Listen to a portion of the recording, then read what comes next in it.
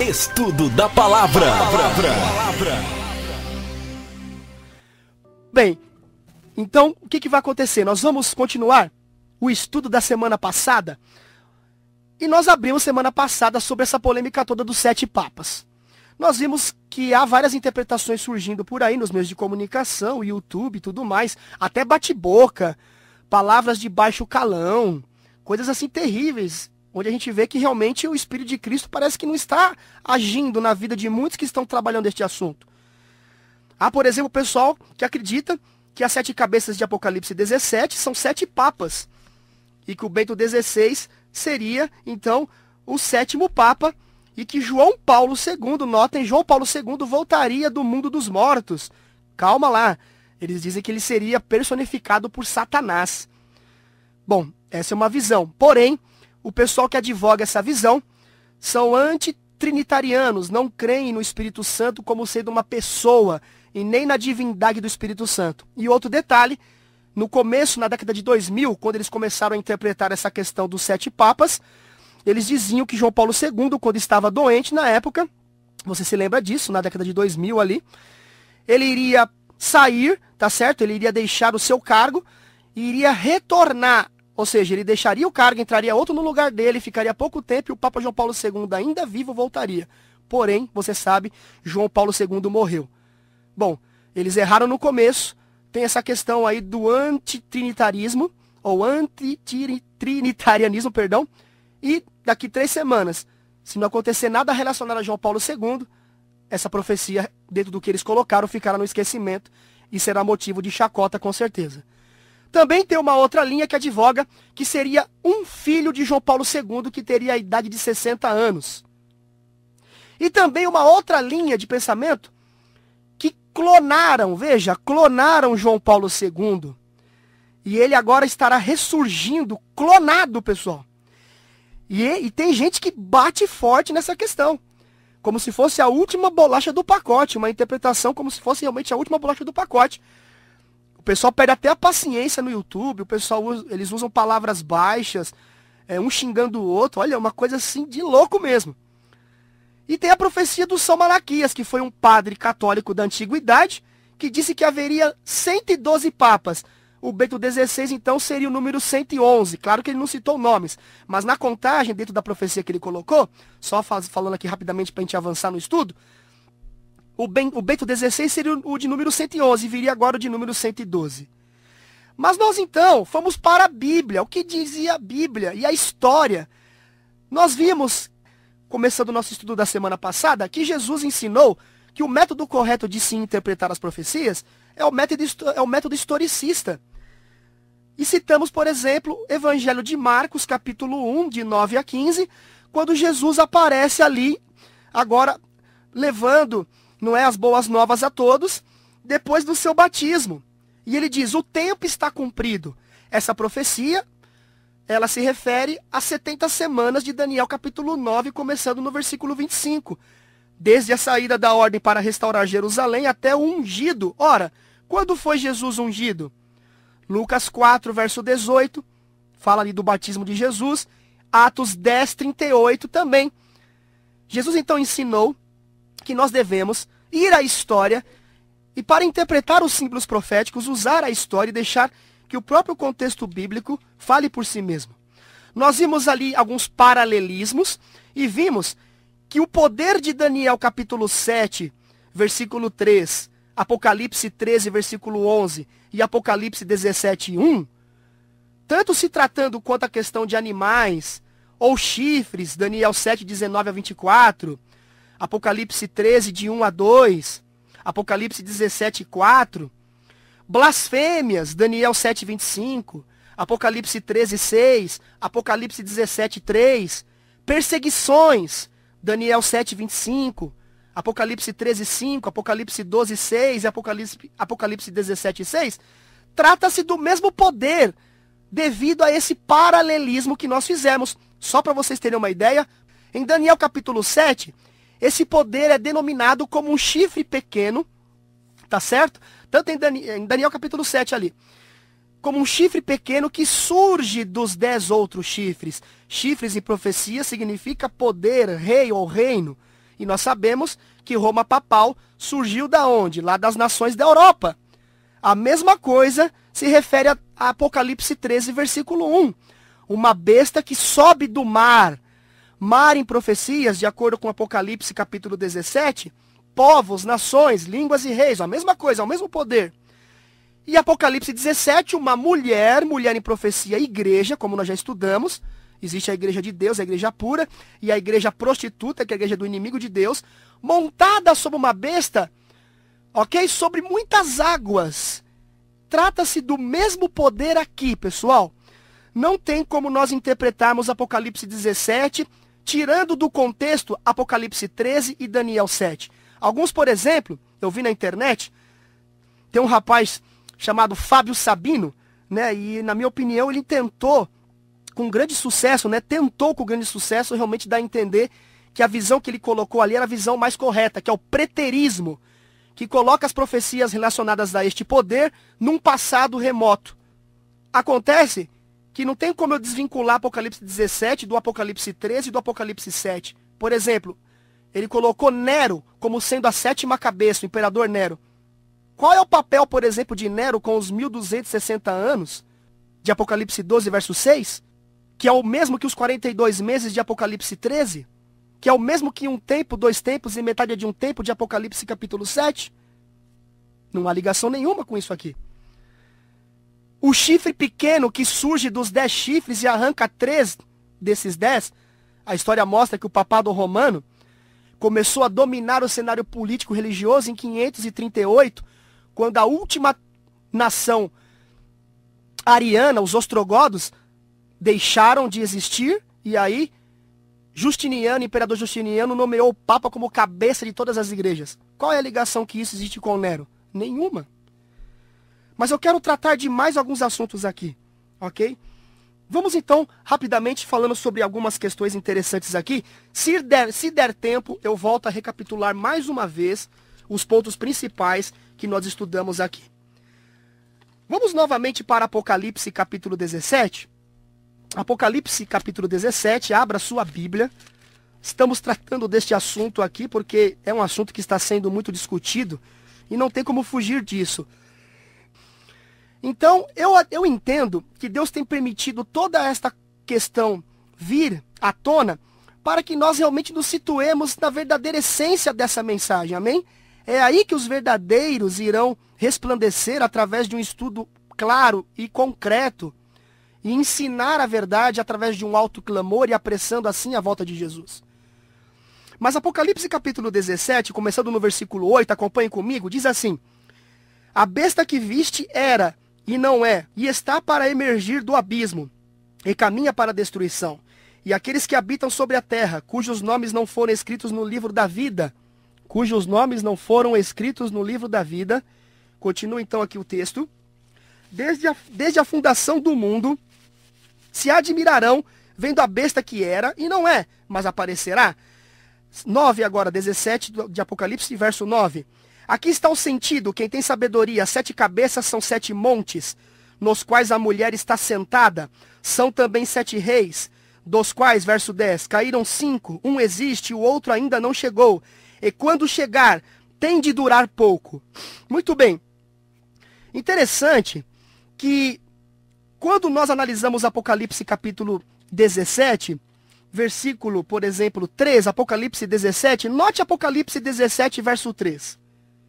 Transportou-me o anjo em espírito a um deserto e vi uma mulher montada numa besta escarlate, besta repleta de nomes de blasfêmia, olha, nomes de blasfêmia, com 7 cabeças e 10 chifres. Olha o paralelismo com Apocalipse 13, verso 1. Vi emergir do mar uma besta que tinha 10 chifres e 7 cabeças, e sobre os chifres 10 diademas, e sobre as cabeças nome de blasfêmia. Olha que interessante. E lá em Daniel capítulo 7, versículo 25, fala que o chifre pequeno proferiria palavras contra o Altíssimo.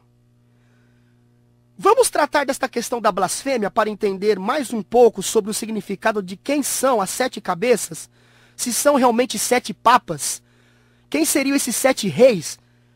Vamos comigo então, apertem os cintos e acompanhem-me de perto. Lucas capítulo 5, versículo 20 e 21. Evangelho de Lucas. Se não der tempo de ler, anote, por favor, e leia com calma depois. Lucas capítulo 5, verso 20 e 21, ou versículo 21 e o versículo 20, diz assim, ó.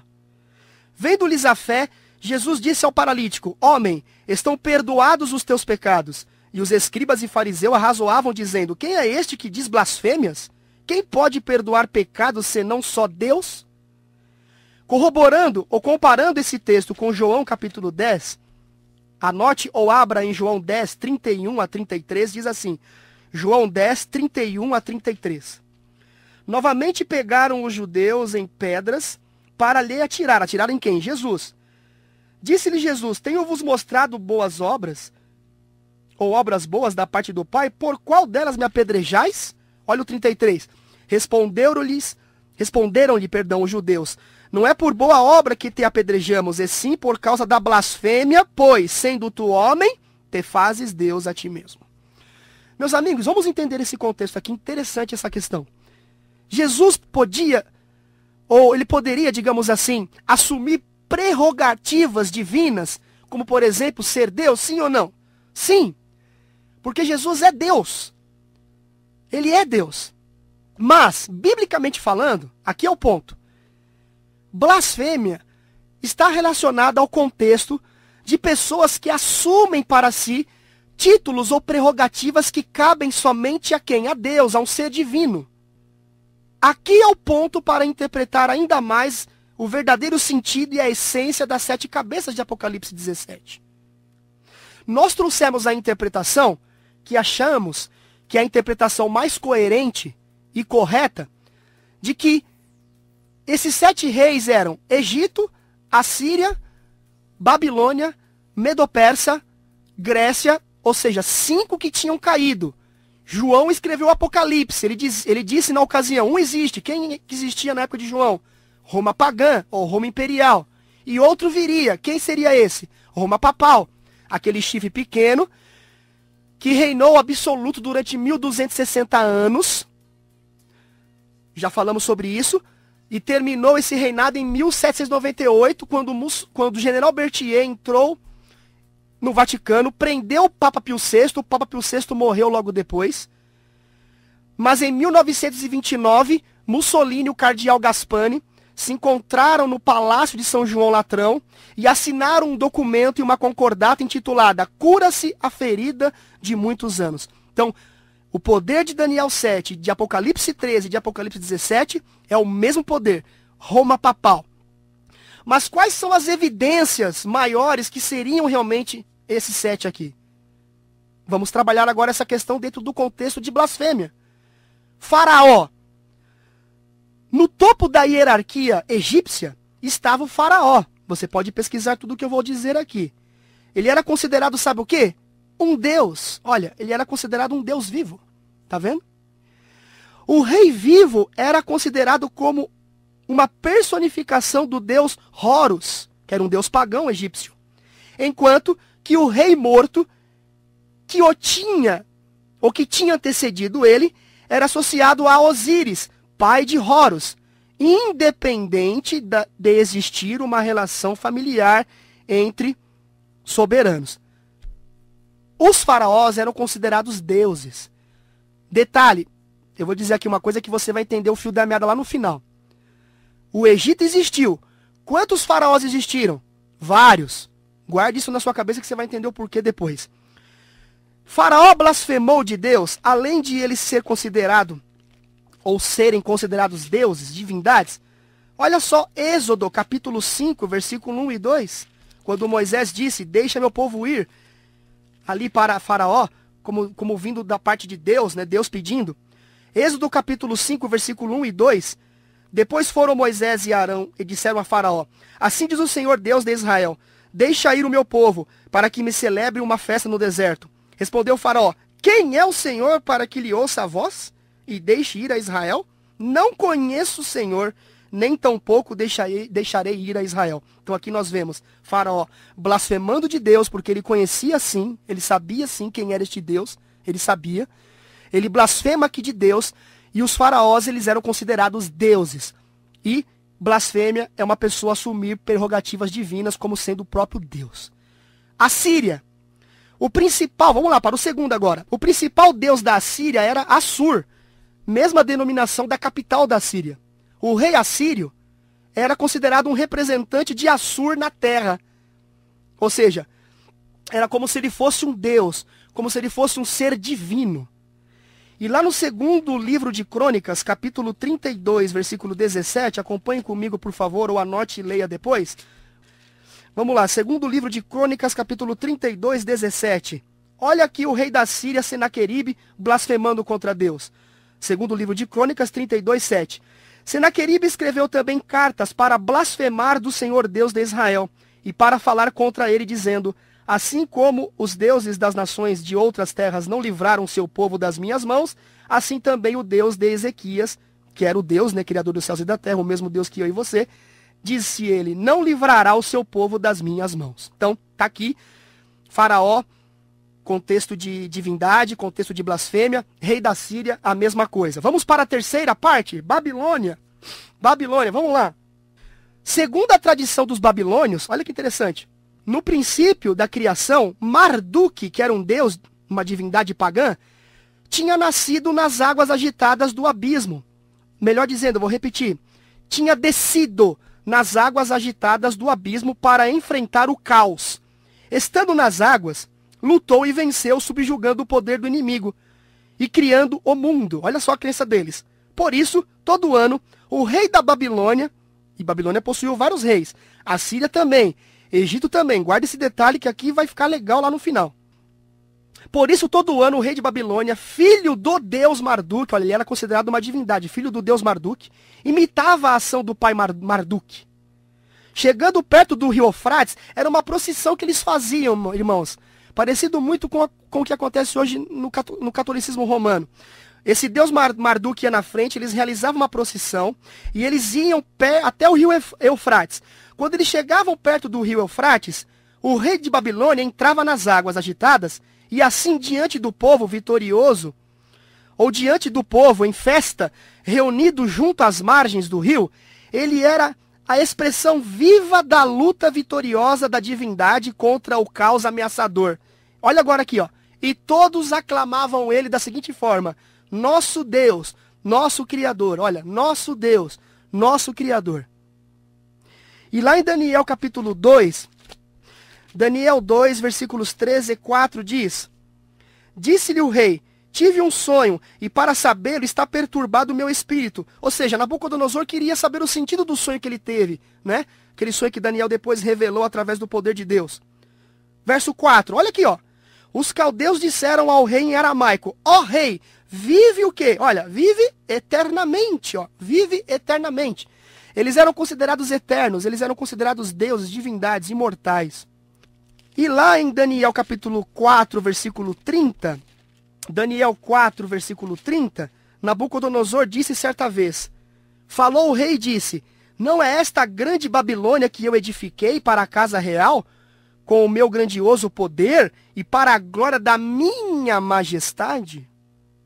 Então nós vemos aqui o Egito, lembrando que cabeças ou chifres, não é? Ou uma cabeça em si, significa um poder governante. Cada reino tem o seu rei. Cada rei é rei de um reino.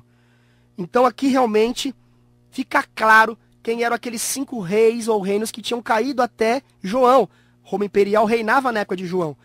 Nós vimos então aqui Egito, Assíria e Babilônia. Nós vimos 3 desses 7, digamos assim. Vamos para o rei da Pérsia agora. O rei da Pérsia. A política no estado persa era toda dominada e feita pelo imperador, que era considerado o rei. Soberano absoluto que mandava e controlava tudo e todos. O rei, olha, o rei era considerado uma espécie de Deus na terra. Viram? Desta forma, o poder que ele exercia era considerado de direito divino. E em Daniel capítulo 6, versículos 5 e 6, diz algo interessante. Daniel 6, versos 5 e 6. Olha aqui. Disseram, pois, estes homens, nunca acharemos ocasião alguma para causar a este Daniel, ou mal a ele, senão procurarmos contra ele na lei do Deus dele, do seu Deus. Olha o 6. Então estes presidentes e sátrapas foram juntos ao rei e lhe disseram: ó Dario, ó rei Dario, olha, vive para sempre. Falando de Grécia agora, Grécia. A história de Alexandre o Grande começa com a de seu pai Filipe de Macedônia. E logo que Alexandre nasce, a Grécia já estava sob a égide de Filipe. Grande, assim era chamado Alexandre. Olha agora aqui. Que reiteradas vezes foi denominado como um deus por sua mãe. E o próprio Alexandre o Grande se achava como um tal, ou seja, como Deus. Interessante. E lá em Daniel capítulo 8, versículo 20 e 21, você vê ali a Grécia derrotando os medo-persas, né? Nós vemos em Daniel capítulo 8, versículo 20 e 21, aquele carneiro que viste com 2 chifres são os reis da Média e da Pérsia, mas o bode peludo é o rei da Grécia, o chifre grande entre os olhos é o primeiro rei. Olha que interessante. E vamos falar agora sobre Roma. Preste atenção, sobre Roma agora. Ainda em vida, Júlio César, um dos imperadores romanos, consentiu na construção de uma estátua sua, a cujo pé da estátua rezava-se o seguinte, a seguinte citação, ou inscrição: Deu invicto, ao Deus invencível. Isso em 44 a.C. O mesmo fez-se nomear ditador vitalício. O seu herdeiro Augusto fez construir um templo em Roma dedicado ao divino Júlio, ou seja, construir um templo em Roma dedicado ao divino Júlio, olha, divino Júlio, ou Divius Julius. Como filho adotivo do deificado Júlio, Otaviano também recebeu o título de Divi Filius, filho de um deus.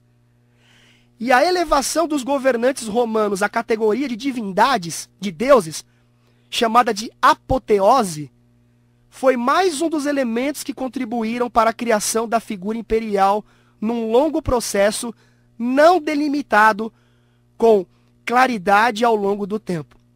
E olha que fascinante agora, em Daniel 7, preste atenção, Daniel 7:23, nos apresenta o seguinte texto. Então ele disse: o quarto animal será um quarto reino na terra, o qual será diferente de todos os reinos, e devorará toda a terra, e a pisará aos pés, e a fará em pedaços. Em Apocalipse capítulo 13, versículo 2, fazendo um paralelismo com isso daqui, Apocalipse capítulo 13, versículo 2, olha que interessante. A besta que vi era semelhante ao leopardo, Grécia, com os pés de urso, Medopérsia, e boca como de leão, Babilônia. E deu-lhe o dragão o seu poder e o seu trono em grande autoridade. Quem é o dragão aqui? Roma pagã. Como assim? Bom, Roma pagã estava se desmembrando. Tribos bárbaras estavam invadindo Roma. Constantino, então, transfere o seu trono para o bispo de Roma, o Papa. Daqui a pouco eu vou ler algo interessante sobre isso aqui. Roma pagã se divide, então, em exatamente 10 reinos. Exatamente o número ou a soma dos 5 dedos dos pés da estátua. Barro com ferro. Onde não haveria ligação mais. E aí você tem os anglo-saxões, Inglaterra, os alemanes, que hoje é a Alemanha, os lombardos, que hoje é a Itália, os francos, que hoje é a França, os burgundinos, que hoje é a Suíça, os visigodos, que hoje é a Espanha, os suevos, que hoje é Portugal, os vândalos, os éroles e os ostrogodos, que hoje são extintos. Extintos, olha que interessante. O último reino ariano que se opunha ao chifre pequeno, que historicamente e contextualmente falando é Roma papal, a 7ª cabeça, 5 já caíram, Egito, Assíria, Babilônia, Medopérsia, Grécia, um existe, ou seja, Roma papal, na época de João, onde ele escreveu ali o Apocalipse, na ilha de Patmos, e outro viria. Roma papal abateria 13 dos chifres. Daniel 7:23 diz que um chifre subiria de outros 10. Aquela nação seria uma nação dividida. E este chifre abateria 3 desses 10 chifres. É realmente interessantíssimo como realmente a profecia aqui se cumpre à risca. Os ostrogodos deixaram de existir, eles se opunham ao sistema papal. E em 538, já em 533, o imperador Justiniano reconhece o Papa como cabeça de todas as igrejas e o corretor dos hereges. E em 538, quando não existe mais os ostrogodos, que eram arianos, os érules já tinham caído, os vândalos já tinham caído, o chifre que subiu dos outros 10, que são as 10 nações da Europa, do qual 3 não existem, esse chifre pequeno arrancaria 3. Começa então a supremacia papal, os 1260 anos, que vai até, como nós já falamos, 1798. O dragão deu seu poder e autoridade. Olha que interessante isso aqui. Preste atenção. Muito do prestígio, isso aqui é história, tá? Muito do prestígio secular de Roma foi passado para a igreja. O imperador Constantino contribuiu para o prestígio do Papa em 330 d.C., quando deixou a Itália e fundou Constantinopla, hoje Istambul, como a nova capital do império. Constantino realmente deu seu trono, veja, para o Papa. O trono dos Césares foi deixado vago. Foi nessa vaga que o papado se assentou. E olha que interessante agora, ainda mais a profecia. O Vaticano possui um dos quadros mais fantásticos. E temos 2 quadros pintados por Rafael. Um deles chama-se A Visão de Constantino. Constantino, nesse quadro, está olhando para o céu se abrindo, uma cruz no centro do céu, significando a visão de Constantino e a sua conversão. E interessante que no lado extremo direito do quadro, você observa um dragão voando. Olha que interessante, um dragão voando pelo meio do céu. O que significa isso? Roma pagã dando autoridade agora ao papado romano. Você entendeu agora? Que interessante. Em Daniel, um chifre pequeno que surge dos 10 chifres. O que é isso? As nações da Europa, quando Roma se dividiu. Em 13, verso 1 de Apocalipse, uma besta, um poder, ou seja, que surge do mar. Povos, nações, línguas e reis. Da onde surgiu o sistema papal? Das nações da Europa já existentes. Ok? Em Apocalipse 17, uma mulher, ou seja, uma igreja montada sobre uma besta, sobre muitas águas. E olha aqui um outro quadro, e esse é um mais fantástico ainda. É um quadro chamado A Doação de Constantino, onde mostra o Papa assentado em um trono e Constantino se ajoelhando diante do Papa, como se estivesse transferindo poder e autoridade ao bispo de Roma. Olha. E no documento, eu não sou muito bom em inglês, me desculpem aqui, tá? Mas vou citar da maneira que eu entendo. American Catholic Quarterly Review, abril de 1911, diz o seguinte: e piedosamente subindo ao trono do César, ou ao trono de César, o vigário de Cristo, quem é esse aqui? O Papa. Tomou o cetro diante do qual imperadores e reis da Europa se curvariam em reverência por muitas eras. Realmente, meu amigo e minha amiga, a 7ª cabeça dos 7 reis, ou que estão relacionados aos 7 reis de Apocalipse 17, é Roma papal. Interessante, tem muita coisa aqui que eu poderia dizer, não vai dar tempo de falar tudo, mas e a questão de blasfêmia, no contexto também da 7ª cabeça Roma papal? Daqui a pouco eu já estou caminhando para o final. Vamos para alguns documentos? Nós vimos que blasfêmia é assumir prerrogativas que cabem somente a Deus, João 10:33. No documento The Most Holy Council, volume 3, 1167.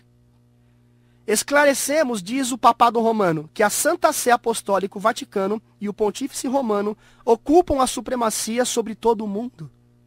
Outro documento, o Papa Leão 23, ou melhor, o Papa Leão 13, Papa Leão 13, em uma carta encíclica, em 20 de junho de 1894, disse: nós ocupamos nesta terra o lugar do Deus Todo-Poderoso. E no documento The Catholic National, julho de 1895, vem uma citação do Vaticano ou do Papado Romano dizendo: o Papa não é somente o representante de Jesus Cristo, mas ele é o próprio Jesus Cristo oculto sob o manto de carne. Meus amados, realmente a profecia se cumpre. Interessante que, começando em 538, a supremacia papal dos 1260 anos, ou um tempo, 2 tempos e metade de um tempo, conforme em Daniel, ou 42 meses, conforme Apocalipse 13, terminando em 1798 na Revolução Francesa. Em 1929, eu estou com a gravura aqui na minha frente, vou mostrar isso hoje lá no auditório, como eu falei. O jornal São Francisco traz a gravura de Cardeal Gaspani e Mussolini em 1929, em São João Latrão, no Palácio de São João Latrão, assinando a concordata intitulada Cura-se a ferida de muitos anos. Tá vendo? Cura-se a ferida de muitos anos. Esse é o método correto de se interpretar as profecias, o método historicista. E vamos para mais algumas coisas relacionadas ao que nós falamos. 7 montes, tem a questão também dos 7 montes, né? A própria Bíblia de Jerusalém, que é uma Bíblia católica, comentando Apocalipse 17, que diz ali, são 7 montes também, né? Versículo 9. São 7 montes, também, né? No caso são 7 montes, ela diz, as 7 colinas de Roma. Roma está fundada sobre 7 colinas. E o Vaticano surgiu da onde? De Roma. São as 7 colinas de Roma, que eu tenho aqui o nome delas aqui, ó.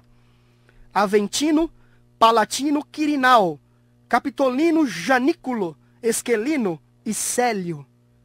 Aventino, Palatino, Quirinal, Capitolino, Janículo, Esquelino e Célio. Interessante agora que na Bíblia Católica de Dowey, veio uma nota comentando as 7 cabeças. E eles dizem o seguinte sobre isso. Bíblia Católica de Dowey, veja. As 7 cabeças são 7 reis, isto é, 7 reinos ou impérios principais que exerceram ou exercerão poder tirânico sobre o povo de Deus. Olha só o que diz agora. Destes, 5 eram já caídos, ou seja, Egito, Assíria, Babilônia, Medo-Persa e Grécia. Um existia, ou seja, eles dizem, o Império Romano Pagão. Olha que impressionante. E o 7º maior deveria surgir, isto é, o grande anticristo. Claro que eles não iam dizer aqui que se trataria de Roma papal, mas nós sabemos através da história que se trata deste poder. O Papa disse certa vez, né, ou melhor dizendo, um documento católico disse certa vez, está numa biblioteca, na Púlpita Biblioteca, publicada em Roma em 1900. Olha só, hein? O Papa é de tão grande autoridade e poder que pode modificar, explicar ou interpretar até mesmo as leis de Deus. O Papa pode modificar as leis divinas, visto que o seu poder não provém do homem, mas de Deus, e age como substituto de Deus na terra, com o mais amplo poder de ligar e desligar o rebanho. No outro aqui, no Decretal de Translate, o Papa tem poder para mudar os tempos, abrogar as leis e dispersar todas as coisas, mesmo os preceitos de Cristo. Mesmo os preceitos de Cristo. E uma das coisas que a Igreja Católica reconhece que através desse sistema alteraram é a guarda do sábado para o domingo, por exemplo. Quando eles dizem assim, que a mudança do sábado para o domingo se originou com quem? Se originou com a própria Igreja Católica. Onde eles dizem assim, o sol era o mais importante deus do paganismo, era adorado na Pérsia e em outros países. Há, na verdade, algo de real e nobre no sol, fazendo com que encarte-se no emblema de Jesus, o sol da justiça. Daí a igreja nesses países teria ordenado que se mantivesse o velho dia do sol, que seria consagrado e santificado, e assim o domingo pagão, dedicado a Balder, tornou-se o domingo cristão. Livro O Mundo Católico, março de 1994, página 809. Numa pergunta no Catecismo Católico, temos a seguinte questão. A Igreja Católica menciona o Concílio de Laodiceia como sendo a voz oficial que transferiu a guarda do sábado para o domingo. No Catecismo Católico diz o seguinte, qual é o dia de sábado? O Catecismo responde, o 7º dia é o sábado. Pergunta, por que guardamos o domingo ao invés do sábado? Ou em vez do sábado? Observamos o domingo em vez do sábado, porque a Igreja Católica no Concílio de Laodiceia, em 336, transferiu a solenidade do sábado para o domingo. Peter Geirman, Catecismo da Doutrina para o Converso, página 50, 1946. E eu quero terminar, já ir para as considerações finais. Leia comigo agora esse interessante texto de Apocalipse, Apocalipse capítulo 17, versículo 5. Apocalipse 17, versículo 5.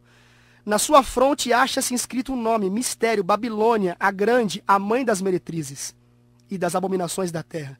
Babilônia é a mãe, mas ela tem o que? As prostitutas, as suas filhas. E tem um documento católico intitulado A Fé de Milhões, do reverendo John O'Brien, páginas 421 e 422, que diz assim: não é curioso que os protestantes que creem extrair da Bíblia sua regra de fé guardem o domingo ao invés do sábado? E ele continua dizendo: sim, não faz sentido, pois a mudança do sábado para o domingo foi feita pela igreja, no caso a igreja católica, cerca de 15 séculos antes dos protestantes nascerem. E aí continua ele: este costume continua sendo observado por eles, embora, olha agora, esteja baseado em um costume da igreja mãe. Da igreja mãe, olha, e não em um texto claro na Bíblia.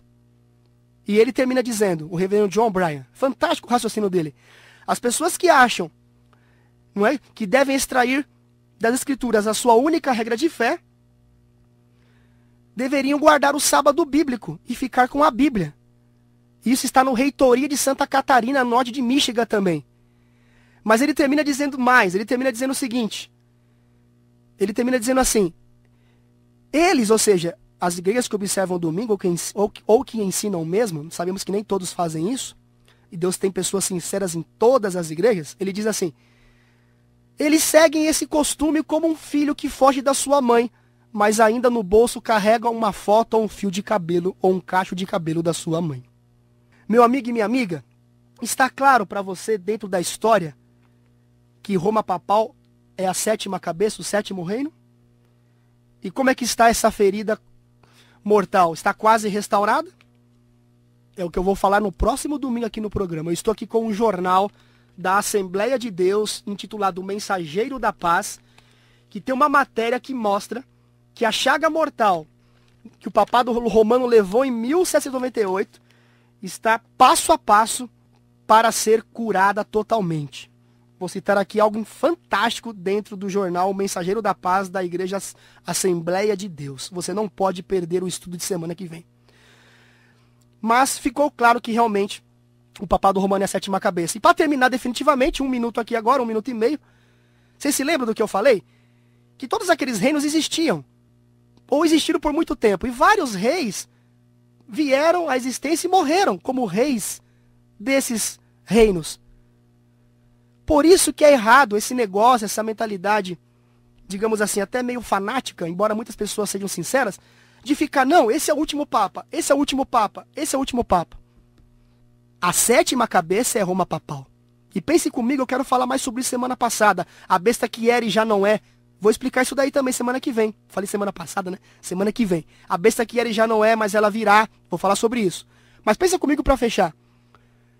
Você concorda que Jesus já poderia ter voltado há muito tempo atrás?